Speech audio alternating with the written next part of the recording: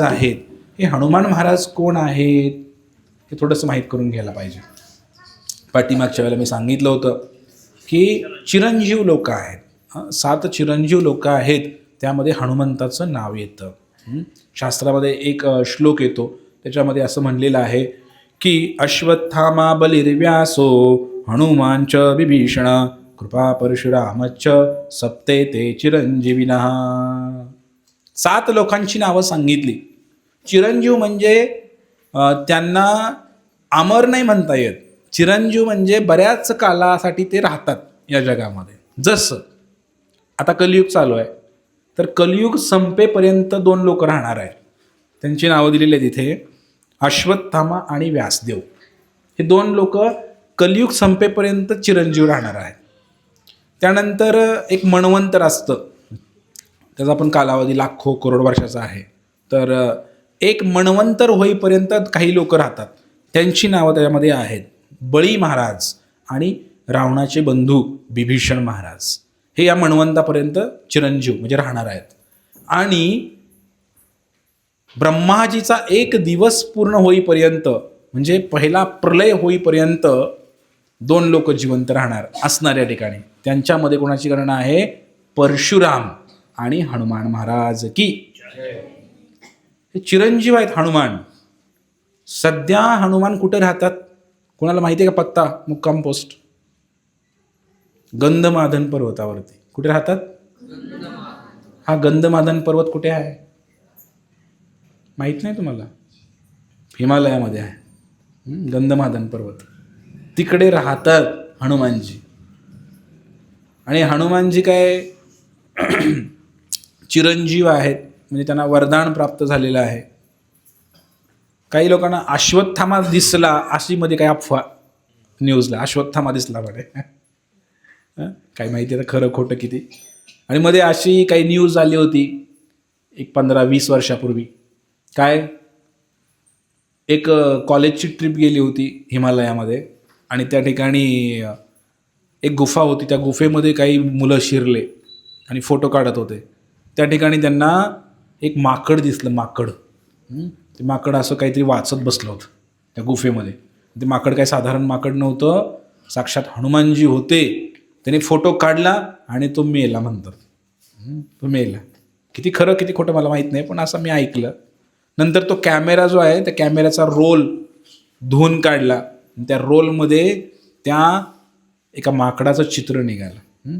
ते हनुमंत होते असं म्हणतात. बऱ्याच ठिकाणी ते चित्र नंतर लावण्यात आलं.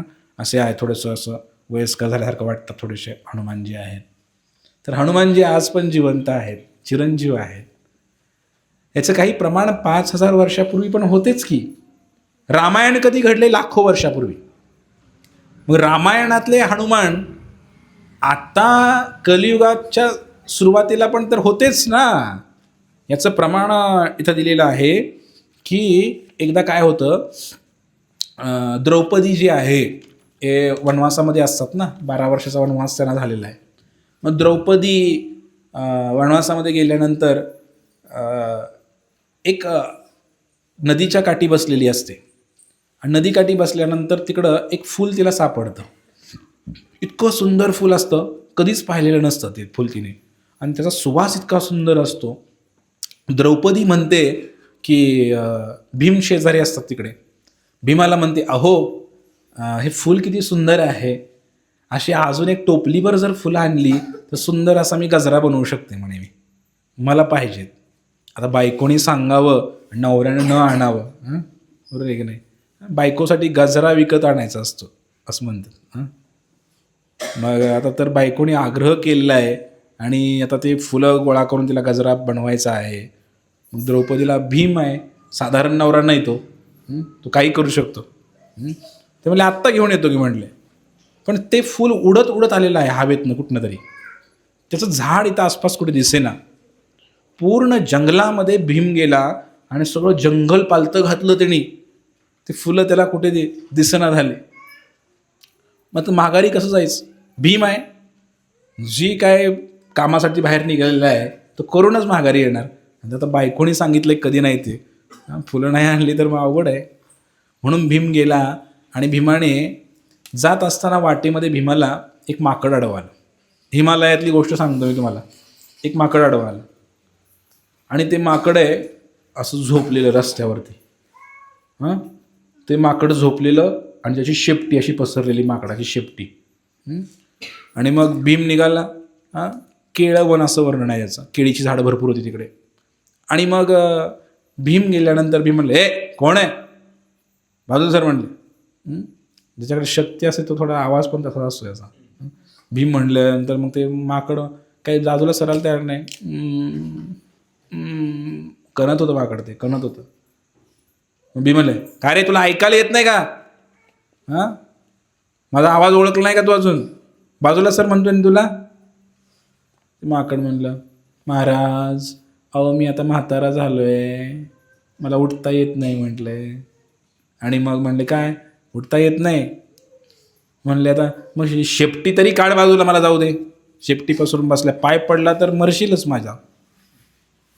ते म्हणले, माझ्या अंगात शक्तीच नाही हो म्हणले, तुम्ही जरा उचलता का शेपटी म्हणले माझी.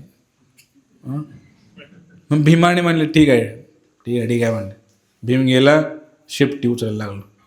असं गदेनं असं केलं, गदा होती मी माझ्या हातामध्ये, असं केलं, शेपटी हल्ली नाही. म्हणजे अरे माझी गदा कधीच व्यर्थ नाही गेली. नंतर भीम बसला खाली, खाली बसून शेपटी उचलायचा प्रयत्न केला, पण तरी सुद्धा त्या माकडाची शेपटी काही उचले ना, थोडी हल्ली सुद्धा नाही जागानं शेपटी. आता मात्र भीमाची म्हणले आता काही खरं नाही म्हणले, आपला फार मोठा अपमान झालेला आहे म्हणले इथे. म्हणले एक माकड आहे साधारण आणि त्याची शेपटी मला उचलता येत नाही, पण भीम भक्त आहे ना. तात्काळ भीमाला समजलं हे माकड काय साधारण माकड नाही. आणि मग त्यावेळेला ते म्हणले, माफ करा म्हटले, आपण कोण आहात, आपलं खरं स्वरूप मला दाखवा म्हटले, तुम्ही कोण आहात मला दाखवा म्हटले. हां, आणि त्यावेळेला मग त्या माकडानं शेपटी काढली आणि ते माकड बुटून बसलं असं. जय हनुमान. हनुमान महाराज होते ते. आणि त्या मारुती रायाला पाहिल्यानंतर भीमाने प्रणाम केला. रामभक्त हनुमान प्रणाम केल्यानंतर बघ ते म्हणले, आपण इथं काय करताय. ते म्हणले, माझा निवास हिमालयामध्येच आहे म्हटले. पुन्हा एकदा सिद्ध झालं का हो, हनुमान कुठे राहतात, हिमालयामध्ये राहतात, चिरंजीव आहेत. आणि मग 5000 वर्षापूर्वीची गोष्ट सांगतोय मी तुम्हाला, जास्त लांबची नाही. आणि मग हनुमान महाराज आणि त्यांची चर्चा सुरू झाली. म्हणजे तुम्ही इथं कसं काय, मग ते युद्ध कसं झालं होतं, रावणाला कसं मारलं होतं. भीम म्हणले, काय म्हणले, रामाला बोलवायची काय गरज होती म्हणले, तुमच्यात एवढी ताकद आहे म्हणले, रावणाला तुमच्या शेपटीत गुंडळून फेकून दिला असता म्हणले. कारण दोघं बी भाऊभाऊ आहेत, वायुपुत्र आहेत दोघं बी, भीम छोटा भाऊ, हनुमान मोठा भाऊ, दोघांची चर्चा चालू आहे. हनुमान म्हटले, अरे काय म्हणले शेपटीचं काय म्हणले, मी फुकला असतं तरी रावण पळून गेला असतं, उडून गेला असतं म्हणले. पण म्हणले सीतामातेनं मला सांगितलं म्हणले, प्रभू रामांनाच पाठवून द्या म्हणून, नाहीतर मी ती लंका जाळायची गरज नव्हती मला, लंका सगळी अशी फुकून पाण्यात घातली असते समुद्रात म्हटले. चेष्टा मस्करी चालू आहे भावाभावांची. बऱ्याच दिवसांनी भेटलेले आहेत हनुमान आणि भीम. आणि मग त्या ठिकाणी भीमाने हनुमंतांना विचारलं, म्हटले अहो सगळं खरं आहे, मी भरपूर रामायणाचा अभ्यास केला, पण तुमचं जे रुद्र रूप आहे रामायणामध्ये लंका जाळताना तुम्ही जे मोठं उड्डाण केलं, 17 उड्डाणे हुंकारवरती, ते उड्डाण करताना तुम्ही जे रूप प्रकट मोठं रूप धारण केलं होतं, महावीर रूप धारण केलं होतं, त्याचं दर्शन मला करायचं आहे म्हटलं. मग असं म्हटल्यानंतर हनुमान महाराज तात्काळ एवढे मोठे झाले, आभाळाला टेकलं मारुतीरायाचं डोकं, एवढे उंच झाले ते. आणि भीम असा छोटा भीम वर बघायला लागला. एवढे मोठे हे मारुतीरायाला पाहिल्यानंतर त्यांना काहीच दिसेना झालं. ते म्हणले पुन्हा छोटं व्हा म्हणले. अशा प्रकारे हनुमंतांचं आणि भीमाचं पण वर्णन महाभारतामध्ये आलेलं आहे की हनुमंत महाराज होते महाभारतामध्ये. आणि मग प्रसन्न झाले, म्हणले काय सेवा करू सांग म्हणले तुझी, कसं काय चाललंय आता, काय काय कुठं चाललं आहे. म्हणले काय नाही, आमच्या हिनं जरा म्हणले फुलं आणा म्हणले, ते गजरा बनवायचं. काय म्हणले तेवढंच ना म्हणले, जरा मोठं काय सांगितलं. हे काय म्हणले पुढं जाईल फुलं, जा म्हणले इथून सरळ जा म्हणले, तिथे एक सरोवर येईल, त्या सरोवराच्या कडेला झाड आहेत भरपूर, पण जपून जा, तिकडं देवतांचं गार्डन आहे म्हणले. ते काय साधारण मोठा विषय मी सांगणार नाही, पण तिकडे जपून जा म्हणले, ते फुलं कशी आणायची सांगितलं सगळं. मग भीम गेले, पण म्हणले अजून काहीतरी सांग म्हणले, काहीतरी सेवा. मग त्यावेळेला त्या ठिकाणी 2 आशीर्वाद भीमाला दिले. महाभारतामध्ये जेव्हा भीम गर्जना करणार, भांडण करायचं म्हणल्यानंतर, भांडण कसं करतात तुमच्याकडे, असं करतात का भांडण, राग यायला लागतो ना असा, तुला तर आता, आणि आवाज पण लागतो, नुसतं असं करून जमत नाही, थोडा आवाज पण यायला लागतो. आवाजानं माणसं गार पडतात, आवाजात पण दम लागतो भांडताना. बरोबर आहे काय माझं म्हणणं, नुसती ताकद असून जमत बा, काही लोक एवढीच असतात, पण आवाज लय मोठा असतो त्यांचा, माणसं त्याला पण घाबरतात, एवढ्या लोकांना पण घाबरतात. आवाजामध्ये पण ताकद लागते भांडण करायचं म्हटल्यानंतर. मग महाभारतामध्ये युद्ध चालू असताना ते म्हटले, जेव्हा जेव्हा भीमा तू गर्जना करशील त्यावेळेला तुझ्या आवाजामध्ये माझा पण आवाज असेल म्हणे, हनुमंत म्हणले, आणि त्या आवाजानं अर्धे गार होतील म्हणले सैनिक, नुसत्या आवाजानंच. त्याला म्हणा भीमाची गर्जना, भीमगर्जना. म्हणून जेव्हा जेव्हा भीम ओरडायचा असा महाभारतामध्ये ओरडायचा, तेव्हा मोठा आवाज व्हायचा. पांडव लोक सुद्धा आश्चर्य करायचे, अरे आपल्या भीमाचा आवाज एवढा मोठा कसा काय झालाय, किती मोठा आवाज आहे. अशा प्रकारे पहिलं वरदान दिलं हनुमंतानी. आणि दुसरं वरदान काय दिलं ते म्हटले, महाभारताचं युद्ध असताना मी सुद्धा लढायला येईन तुमच्याबरोबर, तुम्हाला मदत करायला येईन म्हणे 100%. आणि मी कुठं बसेल, रथाच्या झेंड्यावर मी बसेल. 2 आशीर्वाद दिले भीमाला. आणि मी पण युद्ध करेन म्हणे.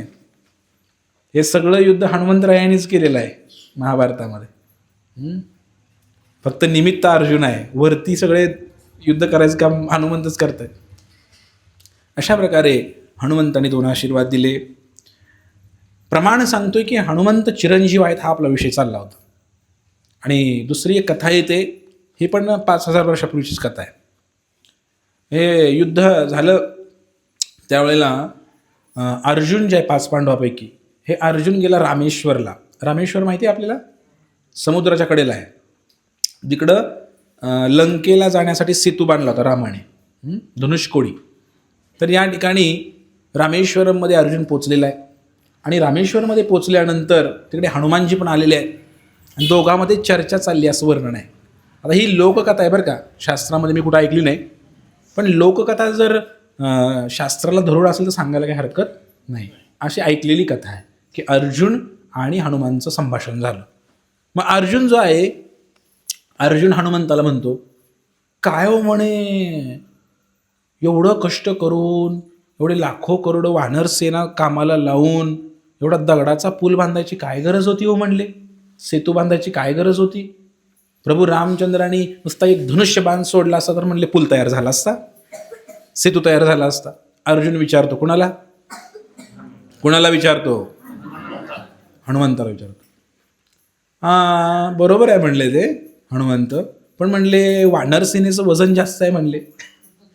वानर सेना काही साधी नाही, माझं वजन बघ म्हणले किती आहे, सेतू टिकला नसते म्हणले बाणाचा. ते म्हणले अरे प्रभू रामचंद्रांचा बाण आहे तो, अमोघ आहे म्हणले. मी तयार करतो म्हणले, आता दाखवू म्हणले. अर्जुनाने त्याच्या धनुर्धर कलेने रामेश्वर ते लंका एक बाण सोडला आणि त्या बाणापासून त्याने अनेक बाण सोडून एक बाणांचा सेतू बनवला छोटासा. बघू म्हणले तुझं किती वजन आहे. मारुतीराया गेले त्या समुद्रामध्ये त्या नुसतं असं स्पर्श केला पायाचा, ती तुटला सेतू सगळा. अर्जुनाला आश्चर्य झालं. म्हणले माझा बाण कधी व्यर्थ जात नाही. म्हणले आज काय गंमत झाली म्हणे. परत अर्जुनाने पुन्हा सेतू निर्माण केला बाणाच्या साह्याने. पुन्हा हनुमंत आले, पुन्हा पाय ठेवला, पुन्हा सेतू तुटला. सो 2-3 वेळा झालं. अर्जुनाला लाज वाटायला लागली. मनामध्ये भगवान श्रीकृष्णाचं चिंतन केलं अर्जुनाने. हे कृष्ण, हे गोविंद, आता लज्जा रक्षण करावं असं म्हणले. आता तुमच्या शिष्याचा इज्जतीचा सवाल आहे म्हणले. आता म्हणले तुम्ही काहीतरी करा. आणि मग ते म्हणले ठीक आहे. भगवान श्रीकृष्ण एका बालकाच्या रूपामध्ये आले तिकडं आणि अर्जुनाला आशीर्वाद दिले. म्हणले कारण अर्जुनाने प्रतिज्ञा घेतली होती, जर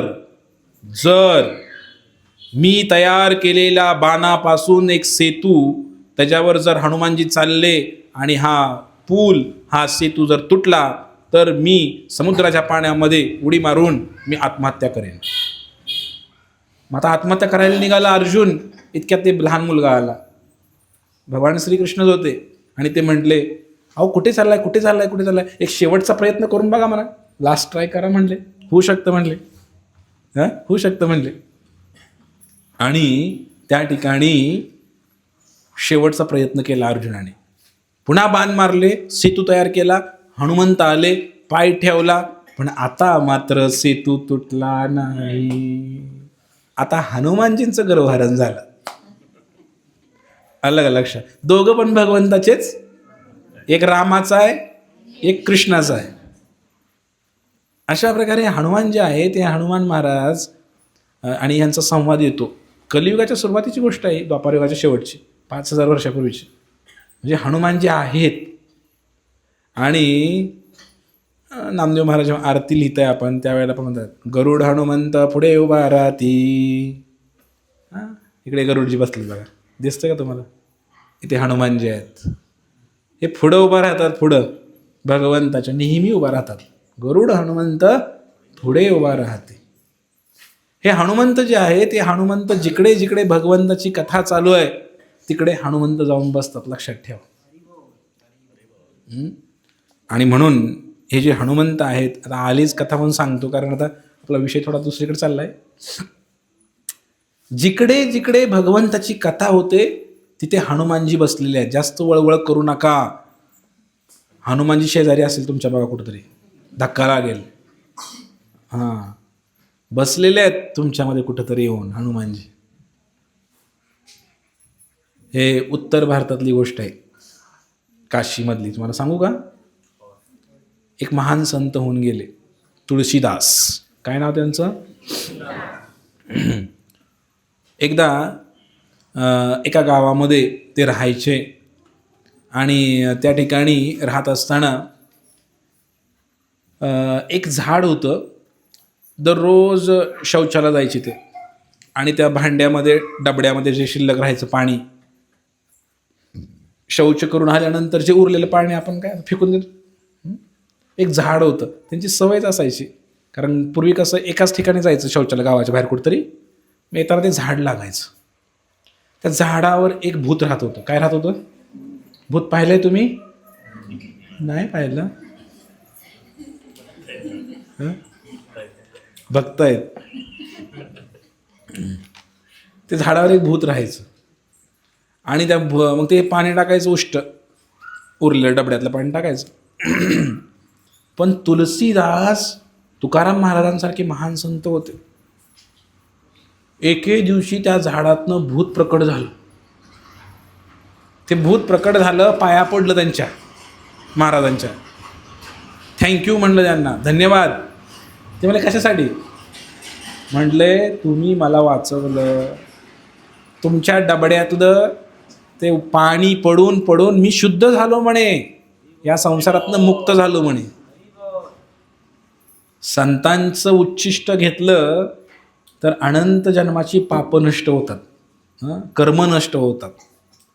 संतांचं चरणधूळ, संतांच्या पायाची धूळ, संतांच्या पाय धुतलेलं पाणी, चरणामृत आणि संतांचं उष्ट ताटातलं, ह्या 3 गोष्टी जर भेटल्या जीवाचा तात्काळ उद्धार होतो. आणि हे तर तुलसीदास महान संत आहेत. मग त्यांच्या चरणाचं त्यांचं ते पाणी डबड्यातलं उरलेलं पाणी रोज त्या झाडावर पडायचं आणि त्या झाडावर राहत असलेलं तो भूत एक दिवशी प्रकट झालं, प्रणाम केला आणि मुक्त झालं. पण म्हणले मी तुमची काहीतरी सेवा करू इच्छितो, काही पण काम सांगा म्हणले, मी करतो म्हणले. हे आमचं काय म्हणले या संसारात महाराज लोकांचं म्हणले, आम्हाला ना पैसा पाहिजे, ना बायको पाहिजे, ना आम्हाला घर पाहिजे, ना काय पाहिजे आम्हाला, नाही म्हणले, पण काहीतरी सांगा म्हणले, मी करणार म्हणले. ते भूत म्हणालं त्यांना. मग ते म्हटले तू एवढा आग्रहच करतोयस तर म्हटले एक गोष्ट कर म्हटले, माझ्या प्रभू रामचंद्राचं दर्शन मला घडवशील का रे? बाबा म्हणले काय सांगेल, एवढी माहिती ताकद नाही म्हणले. प्रभू रामचंद्राचं दर्शन घडवायची ताकद नाही म्हणले. बरं म्हणले ठीक आहे, पण एक करू शकतो म्हणले, रामाचं नाही पण मारुतीरायाचं दर्शन तुम्हाला घडवू शकतो म्हणले. ती माझ्या आवाक्यातली गोष्ट आहे म्हणले. बरं म्हणले काय सांग, कसं कर, कुठे आहेत मारुतीराय, कुठे आहेत? म्हटले आपल्या गावामध्ये एक मंदिर आहे म्हटले, रामाचं मंदिर आहे, आणि त्या मंदिरामध्ये रोज संध्याकाळी रामायण बसतं म्हणले, रामकथा चालू आहे म्हटले. आणि या रामकथेमध्ये एक कोपरा आहे म्हणले, सगळी लोक अशी पुढं बसतात म्हणले. एक माणूस येतो म्हणले, म्हातारा आहे, त्या कोपऱ्यामध्ये येऊन बसतो म्हणे, आणि सगळ्यात अगोदर येऊन बसतो म्हणले. तो महाराज येण्याच्या अगोदर, प्रवचनकार येण्याच्या अगोदर येऊन बसतो म्हटले. आणि सगळं प्रवचन झाल्यानंतर मधनं उठत नाही. तो सगळं प्रवचन महाराजांचं झालं, सत्संग संपला, रामकथा संपली की मग तो उठतो आणि जातो. हो बरोबर आहे म्हटले, पण अजून काहीतरी खूण सांगा म्हटले. ते म्हणले त्याच्या अंगाला कोड फुटलेलं आहे म्हटले. काय झालेलं आहे? कोड भरलेलं आहे म्हणले, कोड फुटलेलं आहे म्हणले. बरं म्हटले. मग तुलसीदास आले, ज्याने बघितलं, 1-2 दिवस बघितलं, एक म्हातारा माणूस यायचा, कोड भरलेला आहे त्याच्या अंगाला, यायचा आणि त्या कोपऱ्यात येऊन बसायचा. कोपऱ्यामध्ये यायचा आणि तिथून काय करायचा, सगळ्यात पहिल्यांदा यायचा.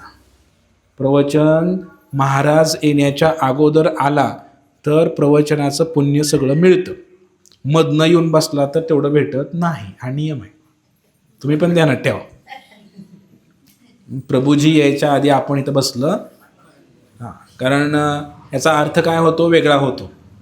कारण याचा अर्थ पुढच्या व्यक्तीला काही किंमत नाही, आम्ही मागणं कधी पण येऊन बसणार आहे मागं, म्हणजे ह्याला काही काम नाही ह्या व्यक्तीला, असा याचा अर्थ होतो.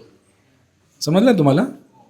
व्यावहारिक दृष्टिकोनातून की ह्या व्यक्तीला काही काम नाही, ह्याला काय येऊन बसते आधी 2 तास, त्याला काय सकाळी येऊन बस म्हटलं तर येऊन बसले, असा याचा अर्थ होतो उशिरा येणं म्हणजे. दुसरी गोष्ट, अजून एक गोष्ट शिकायची आपल्याला या कथेमधनं. मग ते तुलसीदास आले आणि तुलसीदासांनी बघितलं की सगळ्यात लवकर येतोय. आणि दुसरंही शिकायचं होतं आपल्याला की महाराज गेल्याशिवाय उठायचं नसतं प्रवचनातनं, हे तिथून शिकायला भेटतं. हनुमंतराया त्याचं नियमाचं पालन करतायत. तर ते हनुमंतराया तिथं बसले होते आणि तुलसीदास आले, त्यांनी बघितलं 2-3 दिवस की एक म्हातारा माणूस येऊन बसतोय, कोड फुटलेला आहे. एके दिवशी त्यांना गॅरंटी झाली आणि मग त्यांनी प्रवचन सुटल्यानंतर तुलसीदासांनी त्याला पकडलं, त्या म्हाताऱ्याला पकडलं. हे सोड सोड सोड सोड म्हटलं लागलं, म्हातारा ओरडायला लागलं. ते म्हणले आता सोडत नाही म्हणले. अरे माझ्या अंगाला कोड भरले, मला स्पर्श करू नकोस, तुला सुद्धा कोड भरेल म्हणले. हो भरू द्या म्हणले, मला सुद्धा रामनामाचं कोड भरू द्या म्हणले. कुठलं कोड तुम्हाला भरलंय चांगलं मला माहित आहे म्हणले, तुम्हाला रामनामाचं कोड भरलेलं आहे म्हणले, मला सुद्धा रामनामाचं कोड भरू द्या म्हणले.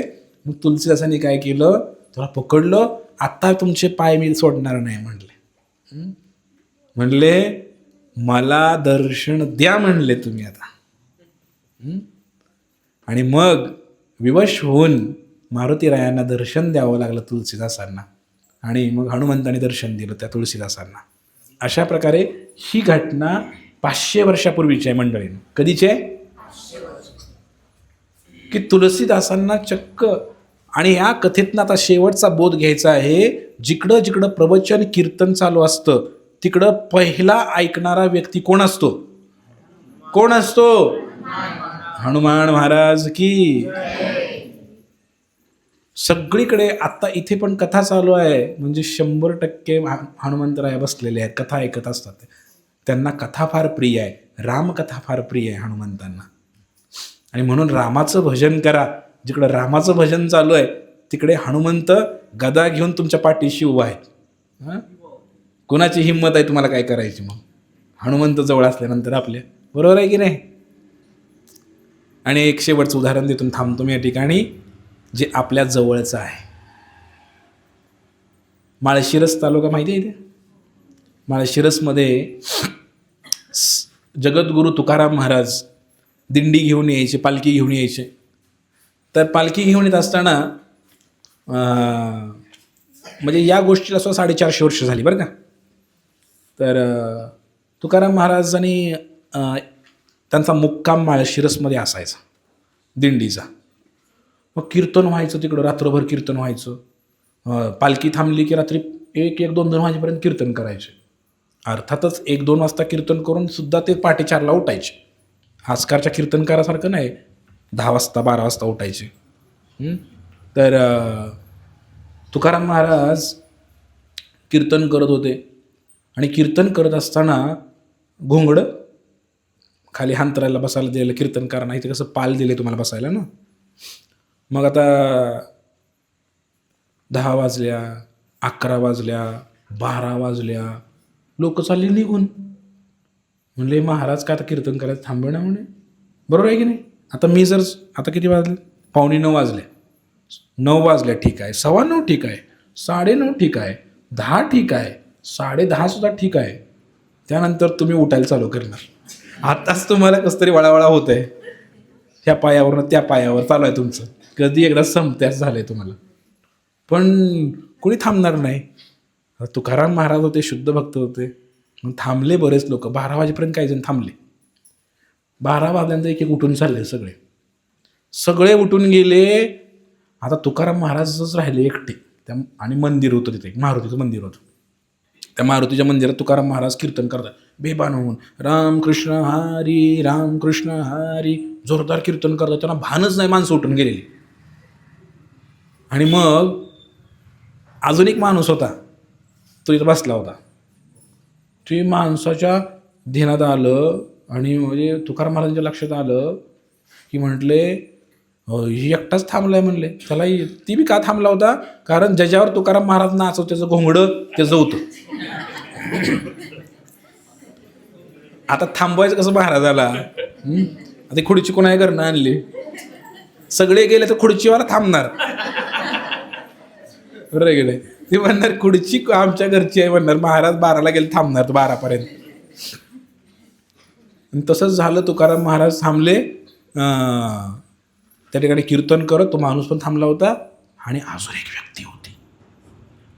व्यक्ती होती. त्या मंदिरामध्ये हनुमंतरायाची मूर्ती होती, अशी उभा राहिलेली, असं डोंगर घेतलेली हातामध्ये आणि उड्डाण करत असणारी मूर्ती होती हनुमंताची. अक्षरशः इतकं कीर्तन करत होते, टायमिंग होऊन गेलं ना झोपायचं, वेळ झाली ती. त्या हनुमंताला सुद्धा झोप आली, झोपलं तिथे. ती मूर्ती जी आहे ना, ती मूर्ती आडवी झाली अशी, आणि हनुमंत असे झोपलेत हात डोक्याखाली घेऊन. आज पण माळशिरसला गेला, स्टँडवरती मंदिर आहे, ते जाताना काही दर्शन करा. तिथं मारुती झोपलेली आहेत अशी. कोणी दर्शन केले हात वर करा. तर जाताना रोडला दर्शन करू शकता. तर झोपलेले मारुती आहेत माळशिरसमध्ये. सांगण्याचा उद्देश हा आहे की मारुती चिरंजीव आहेत, पहिली गोष्ट. दुसरी गोष्ट, जिकडं कीर्तन चालू असतं, कथा चालू असते, तिकडे कोण असतं? मारुतीराया पक्के असतात तिकडे. आणि म्हणून मारुतीरायाच नाही, नारद पण आहेत, गरुडजी आहेत, मारुतीराया आहेत, अनेक संत लोक तिकडे येतात, गोळा होतात, देवी देवता येतात. जेव्हा जेव्हा भगवंतांचा अभिषेक होतो, सगळ्या गोष्टी. पंढरपूरमध्ये असं म्हटलेलं आहे, पांडुरंगाचा जेव्हा काकडा होतो, काकडा झाला हरीचे मूक प्रक्षाळा, हरीचे मूक प्रक्षाळा, हरीचे मूक प्रक्षाळा.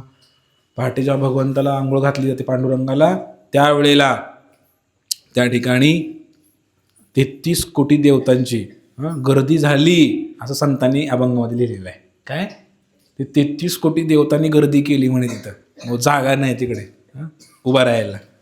तरी देवतासुद्धा भगवंताला पाहण्यासाठी, भगवंताची कथा ऐकण्यासाठी येत असतात मंडळी. म्हणून या हनुमंतरायांचं भक्तांच्या जीवनामधलं स्थान फार महत्त्वाचं आहे. संकटमोचन हनुमान. तरी हनुमान काय करतात? संकटमोचन, संकटाचं हरण करतात. महावीर विक्रम बजरंगी, कुमती निवार सुमती केसंगी, कंचन वर्ण विराज सुवेसा, कानन कुंडल कुंचित केसा, हात बजर ध्वजा विराजे, कांदे मुंज जनेऊ साचे, शंकर सोन केसरी नंदन.